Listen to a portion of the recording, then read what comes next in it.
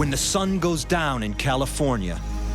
I can't think of any other single story that haunts me like this one does. A killer comes out to play. What started out as an evening with friends turned out to be a night of death. With a taste for teenage girls. She was only 15. Who would do this? And an addiction to violence. Let's strangle her, let's beat her, and let's shove wet sand in her mouth. Can this predator be caught before he goes hunting again? This was a perfect blitzkrieg attack. Where did he go? I'm M. William Phelps, investigative journalist, and I have an obsession. Serial killer, cold cases. Now, nearly 10 years later, investigators say they still need the public's help. For me, it's personal. My sister-in-law was murdered, and her killer has never been caught.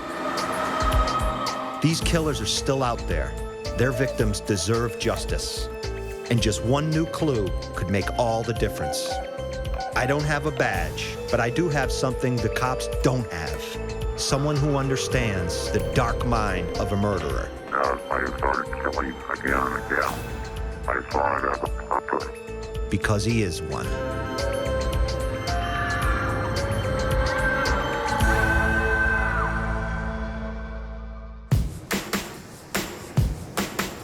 Torrey Pines State Beach, Southern California. Surfers ride the rolling waves. Giant cliffs rise up from the shore. The California coastline. It's so idyllic, so beautiful. I can feel the mist coming in off the water. I'm thinking Annette Funicello, Frankie Avalon, those beach blanket bingo movies. Southern California. Boy, I tell you, this is the life. For teenagers, this beach is paradise. A place for summer love. A place kids can go to get away. But for someone, it's the place to get away with bloody murder. Down in the sand, a dead body, just a kid, a young girl, beaten, strangled, mutilated, the work of a sick and twisted killer. A killer, even 30 years later, who's still on the loose. The summer of '78, Long Beach, California. Sisters Lorraine and Barbara Nantais are typical California girls. Growing up, we lived on a block, and all the kids on the block, we'd play together outside, especially in the summer for hours, sometimes from morning until night. My dad would have to whistle for us to come back in the house. These are the times Lorraine would prefer to remember. In 1978, her sister Barbara was 15. Popular, pretty, and a high school cheerleader. Hey, Barb, your company's here. Boys were always drawn to her, even when she was, even a little bit younger.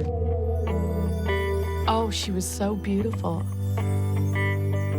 Yet Barbara's got eyes for one man only. 17-year-old surfer, Jim Alt.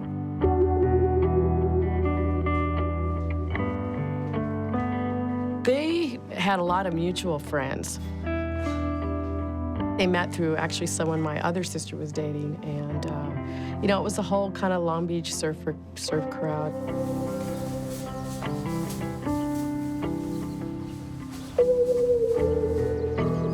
I think it was a pretty mutual attraction, and our relationship got pretty intense pretty quickly. What are you doing? Love the smell. You know I use it as deodorant, right? I'm sure my parents would have preferred someone more her age, someone more, quote, clean cut. But he was nice to her. A couple of kids crazy in love in a world of sun, sand, and surf.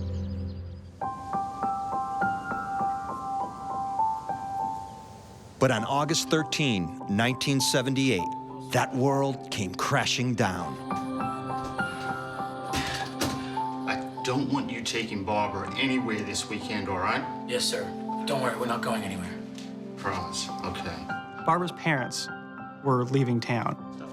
Local reporter Brandon Lowry knows the case well. James had promised her father that he wouldn't take Barbara anywhere that weekend. You be good? Drive safely. And of course, as a teenager, when you promise your parents you're going to do something, you don't always follow through. Come on, let's go.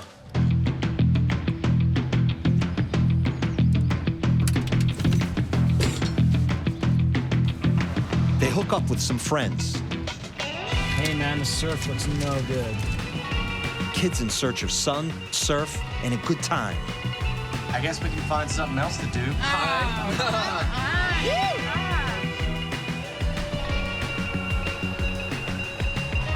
Yeah, man, pull over and go for dip. That day, Barbara and Jim drove this exact road down the coast. Their final stop, Torrey Pines Beach. I don't know why they picked that beach. I think there was a rumor that it was a cool place to hang out.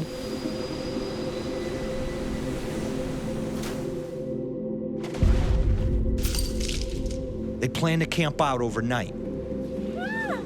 But as the sun sets on Torrey Pines, that teenage innocence will be lost. The beach at night. There's no sun. There's no lifeguards. There's no park rangers driving up and down. There's only darkness. It's lonely. So what do? You light a campfire and you sit beside it. You keep warm and it gives you a little bit of light. But you know what? Outside the glow of that campfire, pure darkness. You don't know who the hell is out there.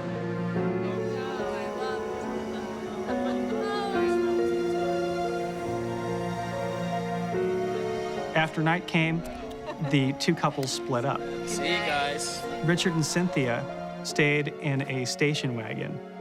James and Barbara brought sleeping bags down to the beach and ended up sleeping there on the beach. But for Jim and Barbara, their sweet dreams will become a living nightmare.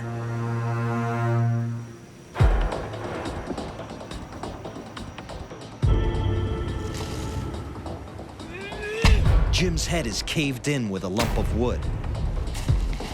Even worse is in store for Jim's sweetheart, Barbara Nantais. Barbara had been beaten, also mutilated in a very disturbing manner.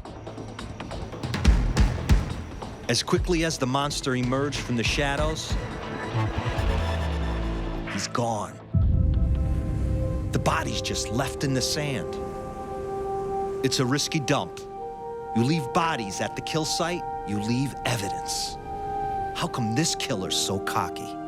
I believe he leaves these bodies behind because he can't be connected to them.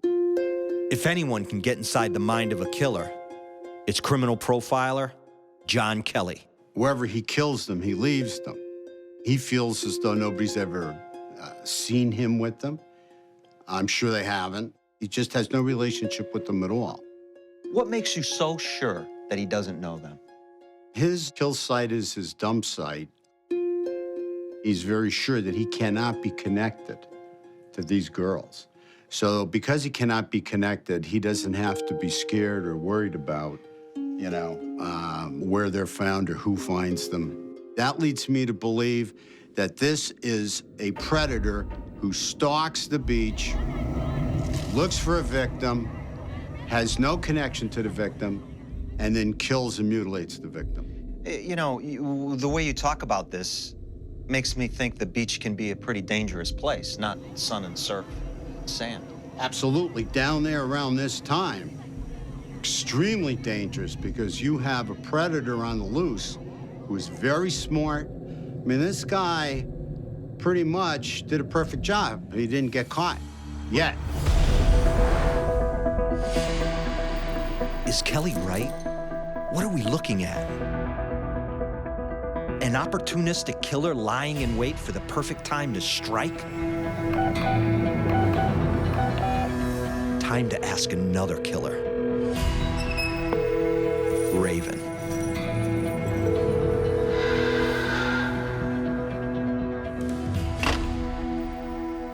I would say that this is a crime opportunity. I think it just happens to be a place where people hang out at. They decided to go walking down along the beach when they became a victim. The beach at night. Why this hunting ground, Raven? Why is he choosing this place? We want to get in and out as quick as possible. Raven used to hide his bodies, but this killer doesn't bother. We get caught when people see us get rid of the body. That's the most stressful part of being a killer, is getting rid of the body.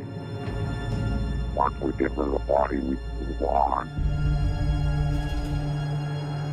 And everyone in between us and that body is a suspect. With each new victim comes the risk of being caught. For Raven, his luck ran out. But the Torrey Pines guy, he's still out there. He's still hunting. But how can we be sure it's even a he? Could be the suspect's female. Torrey Pines Beach, Southern California. August 13, 1978. Paradise is lost. Two young kids have been savagely attacked. 15-year-old Barbara Nantais and her boyfriend, Jim Auld. Homicide officers say what started out as an evening with friends turned out to be a night of death. How do you tell a family that their daughter, their sister, won't be coming home? It's a call Barbara's sister, Lorraine, will never forget. I spent the night at my girlfriend's, my best friend's house. The phone rings, and her mother picks it up, and she gets this look on her face. And I'd never seen her look like that ever. And she says, "Lorraine, your dad wants you to come home." I said, "Wow, okay." She was really quiet driving all the way up there. I mean, really quiet. So we pulled up into the driveway, and there's all these cars. And my mom comes walking out to the car. She stops in the middle of our lawn, and I go up to her, and she started crying. She said, Barbara's dead. She was beat to death. 18-year-old Lorraine is crushed. She has no idea who could have murdered her kid sister. I lost it. I went running into the house, ran into my bedroom and shut the door and, cried for 3 days, pretty much. But I do remember, coming out of my room and seeing all the family was there. We had some relatives fly in, and that really held us together. The days turn into months, then into years. Still no answers, still no arrests, still no justice. The police do all they can, but without much evidence, the progress stalls. The case goes cold. We didn't hear anything except through our parents. We got the impression they were super frustrated by the lack of progress and that they were doing everything they could, and there was just dead ends everywhere. They worked really, really hard on it for years, and they just couldn't,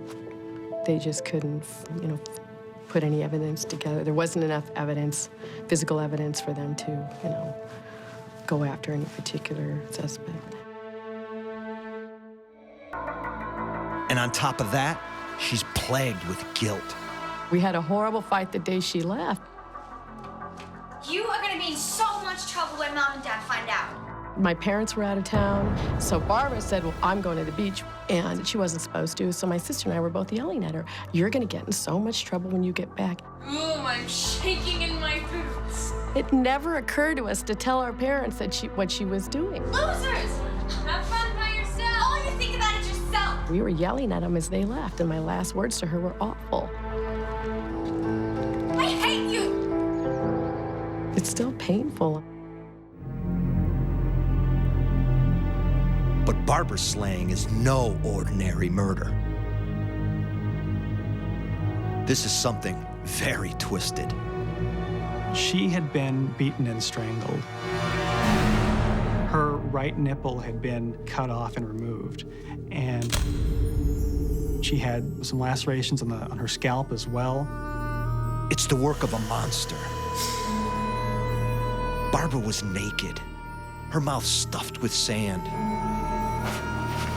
But despite the sick sexual undertones, no evidence is found to suggest that Barbara was raped. Although there was no DNA found on her body. She might have been assaulted in another manner as well.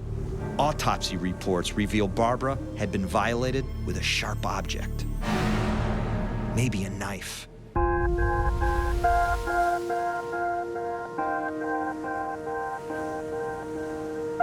This sister, this daughter, has been brutalized in the worst possible way. On one hand, it seems sexual, but he didn't have sex with the victim. I just don't get it. But I know two guys who might.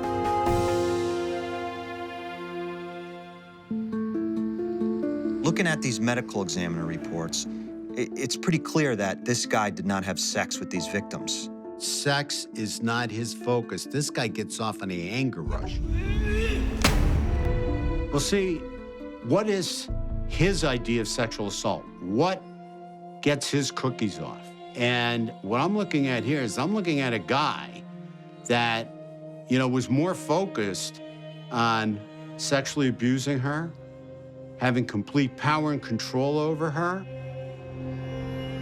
posing her, and, having his way and doing whatever he wanted to her. And then finally, committing the ultimate act of power and control and leaving her for dead. He beats them, he strangles them, he stuffs sand in their mouths so no one can hear them scream. And then he goes to work on them. And he takes a part of their breast, which I believe is a signature, as a trophy or memento. The breast is actually the bosom of life. I mean, your first pretty much nurturing is from your mother's bosom. And I believe that this is the hatred that this man carries around towards breasts because of the relationship he had with his mother. He doesn't only kill them, he shames them and degrades them. I think it's the game of playing God. This is what he's about. He's about power and control. And this is very, very gratifying for him. Makes sense. See, I've heard that before. From this guy, Raven. He used to love playing God. All of us killers are bullies. We don't go after something we can't win. We wait till they're asleep and beats the guy down and then takes over with the woman. This guy had no thinking of not being able to succeed at this. He doesn't seem to have sex with the victims, although there is a sexual element to the crimes. So why doesn't he have sex with them? Well, there could be a number of reasons. One, it could be that he's suspect is female and not male. Women are very vindictive. In my history, I've found that there have been several that were like that, who have their way to be that vicious to another female. Yeah, but if women are vindictive to you, you can't take that leap and say they bashed the head in of a guy and sexually mutilate other women. I've never heard of a female serial killer doing that ever. I'm just saying, because those sex was involved, maybe the person that did it was a female because she couldn't do it. if it's a guy that did it, why wouldn't he do it? Maybe he was afraid and he couldn't get it up. I don't know.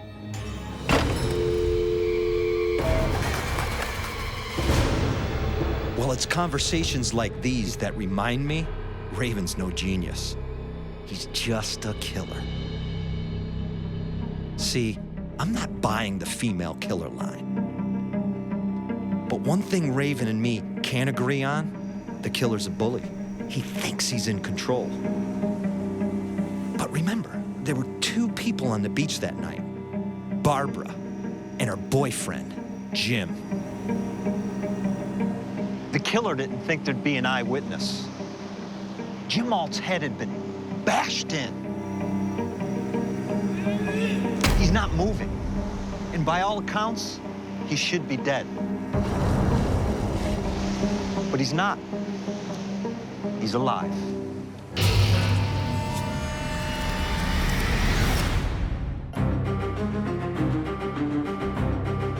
It's been 35 years since 15-year-old Barbara Nantais was found murdered at Torrey Pines State Beach. 35 years her killer's been out there, waiting, watching. 35 years since Barbara's boyfriend, Jim, was brutally beaten.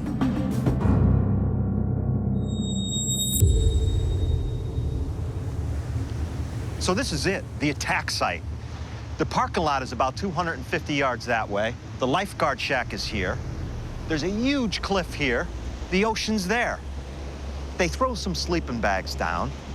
And you know what? An innocent night. A dude and his girlfriend. But that's not how it turns out. Jim Alt was beaten within an inch of his life. But incredibly, he's alive.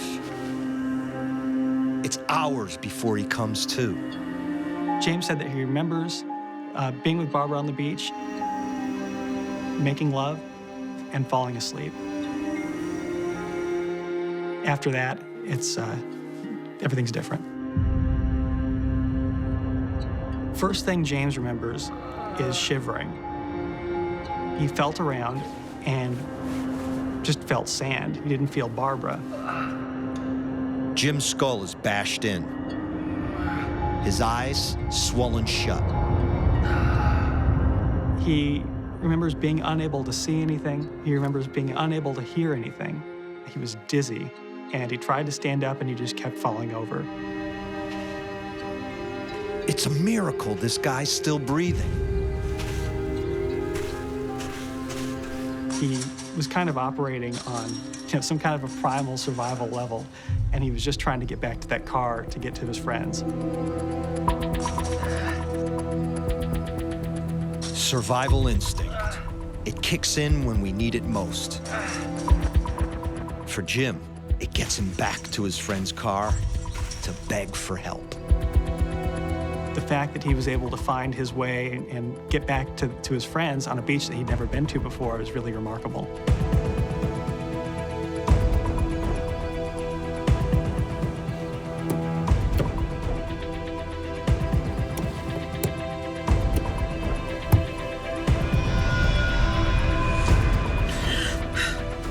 Richard told me that when he looked out the window, he didn't recognize who he saw. He just saw a bloody person. Jim? The only way that he recognized Jim was by his sun-bleached blonde hair. Jim? Find Barb. Those two words, find Barb. Even inches from death, Jim is thinking of his golden girl. But it's too late. Barb's dead. I need to find Jim Alt. Ask him questions, maybe questions no one else has. See what he remembers. See what secrets he holds. Maybe, just maybe, he has the key to this case, but he just doesn't know it. I've heard he's still in California, and I finally managed to track him down. For over 3 decades, he's woken up back at that beach in in Torrey Pines. Every day I wake up feeling for sand or sheet. Every morning. There isn't a morning that goes by where I don't open my eyes until I know what's under my hands. He should be a key witness. But how much can you really remember 35 years after getting your skull bashed in? I was cold. I woke up and couldn't see nothing. I felt the sand. Tried to feel for Barbara. I wasn't sure what was going on. I was in a daze, I guess, just on instinct, trying to get myself back to the people I came with so they could go find my girl, because I know she was not with me. Jim clearly remembers what happened after he was attacked. But the million-dollar question is, did he see the killer? No. There's things that I couldn't remember. They asked me things about that night, and I'm sorry, sir, but they were beat out of me. You know, there's whole pieces of my life that are gone because of the blows I took on the beach that night. When Jim says he didn't see the killer, the cops start thinking that's because maybe he's their guy. When the cops ask you, did you kill Barbara? It's like, are you kidding me? I didn't believe it. No, absolutely not. You kidding me?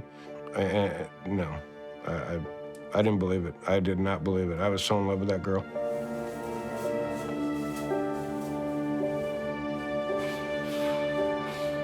As far as I'm concerned, it was just Barbara and I.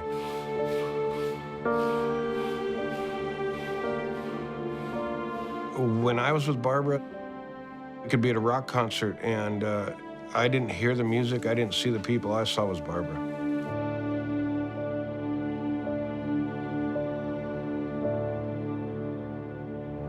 I was in love the minute I saw her.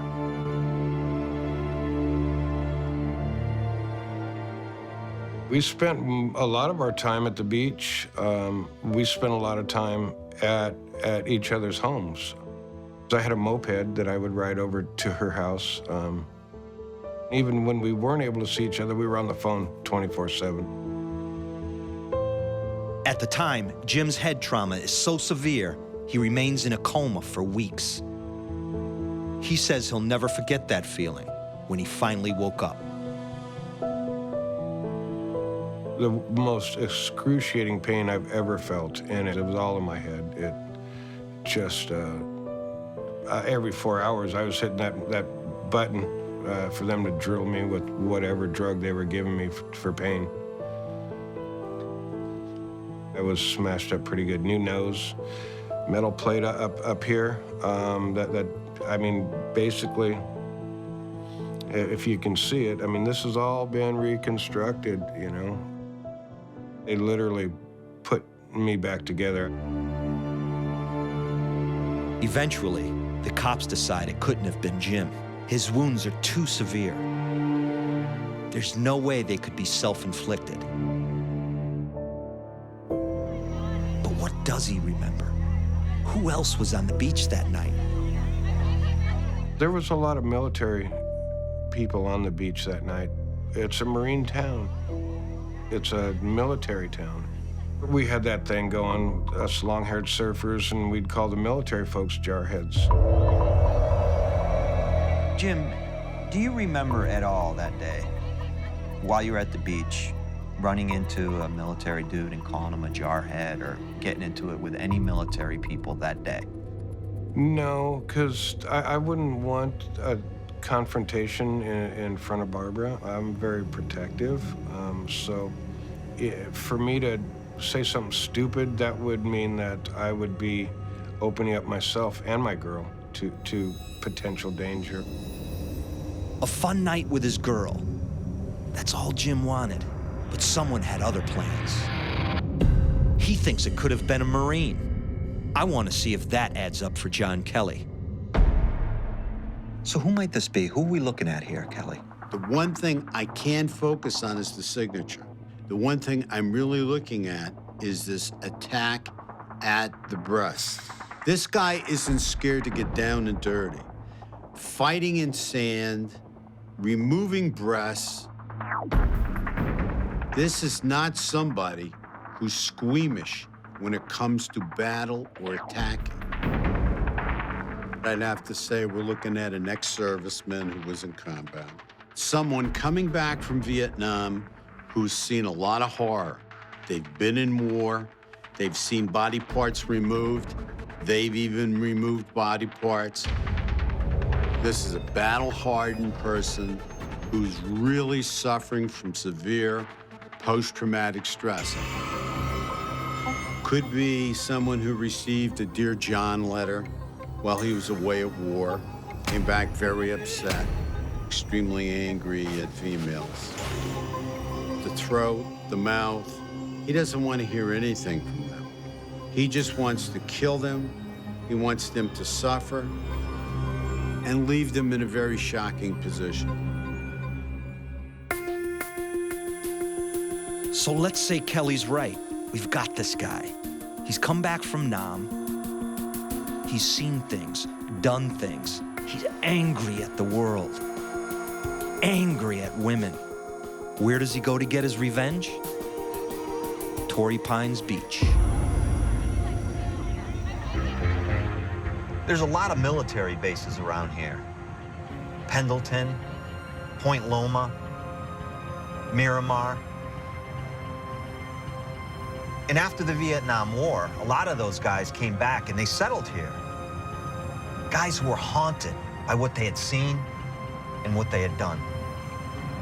And you know, some of those guys, I bet, were living on the edge.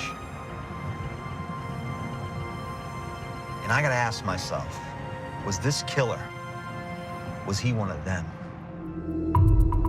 For years, the case goes cold. But suddenly, new clues emerge. And 6 years later, the killer strikes again. Her left breast had been completely severed. Southern California. Sandy beaches for miles. But build enough sand castles, and you may just dig up a body.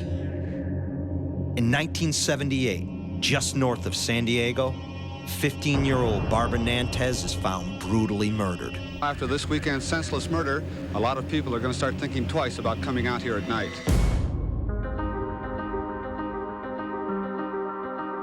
John Kelly's got a theory that the killer could have seen action in Vietnam. Could be an ex-serviceman sick from war. But it's all just speculation. The killer left no clues, was never caught. 6 years passed. 6 years. And then he's back. Another summer, another teenage girl. Another horror story that started in innocence. 14-year-old Claire Huff is visiting her grandmother. Grandma, have you seen my orange bikini? It's in the basket. She's on summer vacation from Rhode Island, back east. Back before dark. Okay. A beachside holiday with Grandma. What could be safer? After another day of fun in the sun, Night, Grandma. she's all tucked in, safe and sound.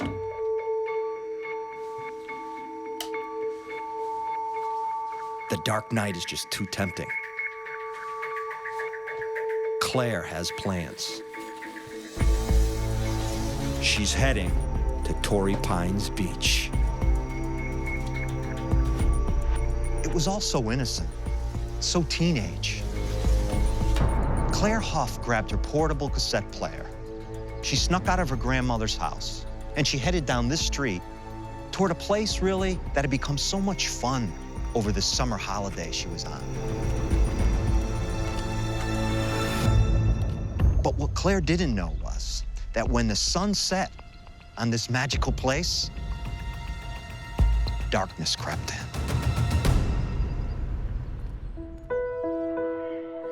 No one knows exactly what happened that night. But when you take a boombox and head for the beach, it's probably a party with friends.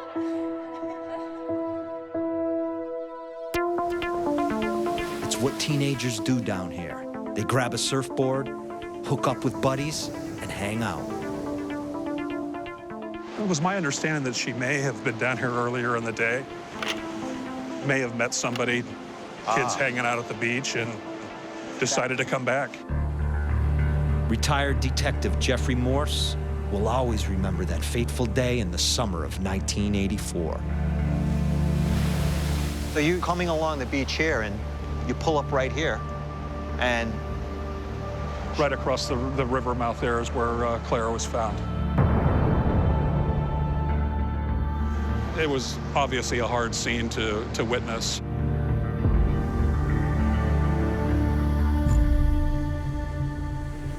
She was wearing some type of blouse and some blue jeans. The blue jeans were kind of pulled down. Claire Huff was beaten, strangled, mutilated. Her lifeless body left half naked in the sand. But it's the MO that makes the cops shudder. Because they've seen this guy's work before. Claire had sand packed into her mouth. Her left breast had been completely severed. She had been cut across the neck, and she had also suffered some genital mutilation as well. There it is again. This attack on the breast. In 78, it's the nipple. In 84, it's the whole thing. And you know what? Claire's breast was never found. I gotta know why. Why take a morbid memento? I'm hesitant to call Raven again. The whole female killer angle wasn't all that helpful last time. But something tells me he knows a thing or two about grisly souvenirs. Well, check it with him at the demonic elf somewhere. There's one guy that can make lampshades of them. Some cozy jewelry. Some little keepsakes along the way. This one just happens to be a brass. He's turning around and he's saying, you belong to me, you're my possession, and I'm taking this for my fantasy or for whatever reason he has in mind. I'm going to leave you degraded and in shame here. And I'm also going to create a shock value to your murder for the people that find you. What's baffling to me is the, 6-year cooling off period, but I have to say that this is the same guy. Kelly's right. Claire Huff is killed the same way. Mutilated the same way. Almost the same age as Barbara Nantais. Almost the same dump spot. This could be the same guy. Probably a local. Maybe military. Definitely a serial killer. In the days following the crime, police have only one suspect. The man who found the body. She was found by Wallace Wheeler, who I understand was questioned. Tragically, Wheeler committed suicide in 1988. He jumped off a building in downtown San Diego. Detectives have since ruled him out as a suspect. But even now, decades later, it's a mystery what Claire was even doing out that night. She had left her grandmother's house at about 11 o'clock at night and had snuck out of the house. She walked down to a nearby convenience store, bought a pack of cigarettes. Thanks. And together with her boombox stereo, she went down to the beach. Claire Huff stopped at this convenience store on her way to the beach that night to buy a pack of cigarettes. A classic symbol of teenage rebellion. I gotta ask myself, do those cigarettes hold the key to solving this case? Evidence found at the scene of the crime helps police start painting a picture. There had been cigarette butts left at the scene near her body, and they were taken for testing. And the results of those tests, I gotta tell you, very, very interesting. See, there's one thing the killer wasn't counting on.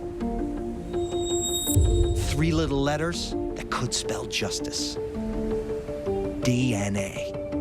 This guy, DNA's not even in his vocabulary. Wasn't even a thought, didn't even enter this guy's mind. And that's what I think is gonna get him caught. Torrey Pines Beach, just north of San Diego. For you and I, it's a playground. But for a psychopath, it's a hunting ground. For over 30 years, a mystery has confounded police. A serial killer who preys on young girls. There's been precious little to go on, but John Kelly and I, we're giving it our best shot. Just above my head on this bridge, traffic thunders past. And right down here, that's where Claire Huff's body was found. Now we know where she was found. We know the vile things that were done to her. What we don't know is who did it.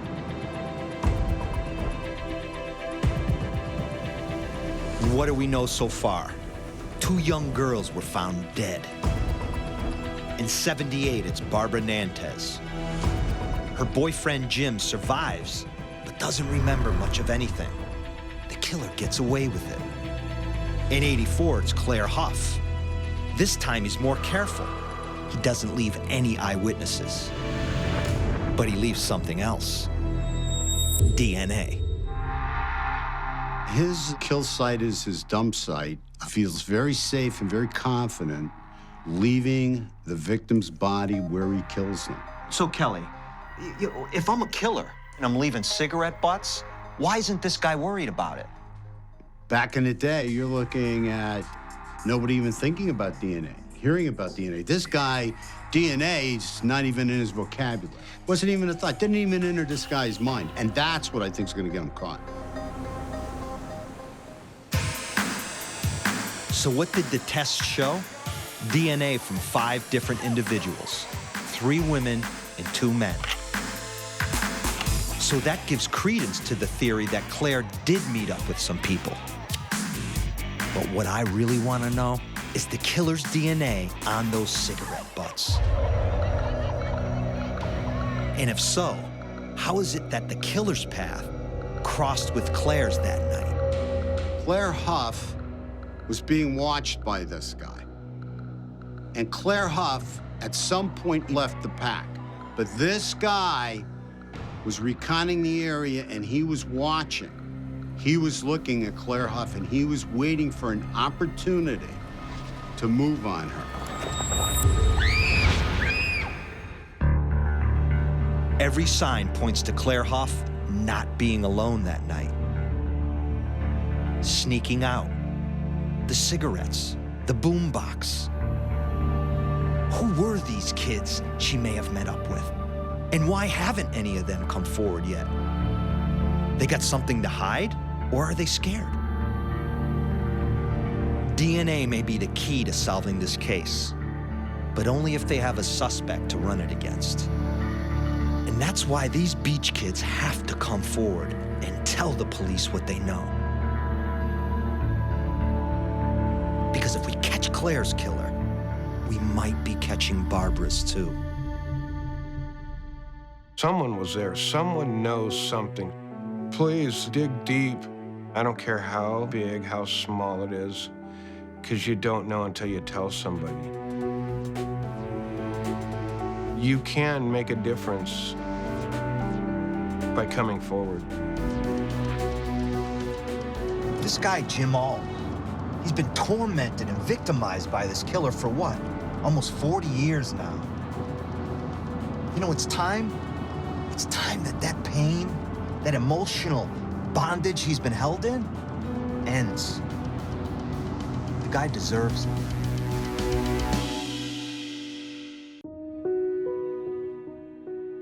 This story is one of the few stories that I think about at least on a weekly basis. I can't think of any other single article or any other single story that haunts me like this one does.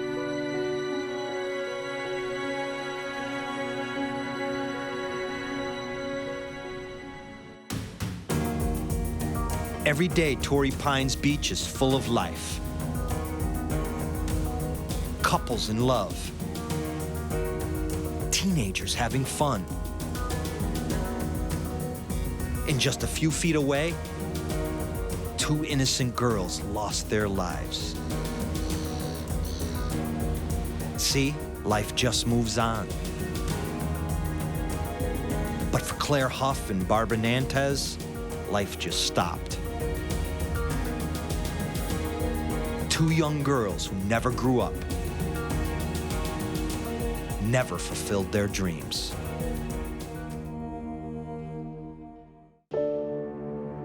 It was like the end of the world. Everything I knew changed at that moment. No matter what pain I was in, that didn't describe the pain I felt when I knew Barbara was gone. I told her father that we would stay at the house. Listen, you be good? Of course. Don't go anywhere. Of course. Okay? That's the thing that gives me the survivor's guilt. Drive safely. We will. Had I listened to her father and mother, we would still be here today. She had such a larger-than-life personality. Yeah, it says, P.S. If I don't talk to you before you leave, have a great time, and remember, even though we fight, I love you. Signed, me. As, you know, it defines our relationship to a T. There was no limit to what she could have done. We talked many nights. I would go over and just lay down at the park and look up at the stars and discuss college and what we wanted to do and children's names.